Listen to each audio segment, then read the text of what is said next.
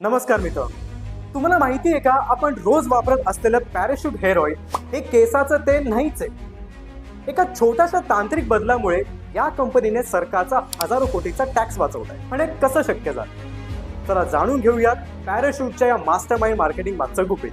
नमस्कार, मी चेतन आणि तुम्ही पाहताय भारतीय पॉलिटिक्स.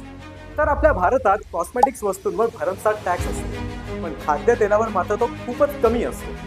मॅरिको कंपनीने मोठी खेळी खेळली. त्यांनी पॅराशूटच्या बाटलीवर कधीच हेअर ऑइल हा शब्द छापलाच नाही. त्याऐवजी त्यांनी 100% प्युअर कोकोनट ऑइल आणि FSIचा मार्क छापला.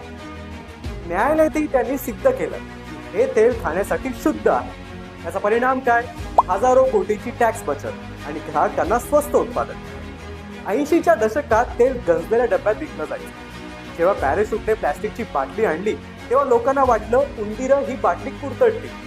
त्यावर उपाय म्हणून कंपनीने बाटलीचा आकार असा काही बनवला की उंदरांना ती पकडताच येणार नाही. थंडीत खोबरेल तेल गोठतं, हे आपल्याला माहिती आहे बरोबर. पण पॅराशूटने यालाच मार्केटिंगचं हत्यार बनवलं. तेल गोठतंय म्हणजे 100% शुद्ध आहे हे त्यांनी ग्राहकांच्या मनावर बिंबवलं आणि विश्वास जिंकला. पॅराशूटने केवळ तेल विकलं नाही तर ग्राहकांची मानसिकता आणि सरकारी नियमांचा अचूक अभ्यास करून एक मोठं साम्राज्य उभं केलं. ही बिझनेस स्ट्रॅटेजी तुम्हाला कशी वाटली?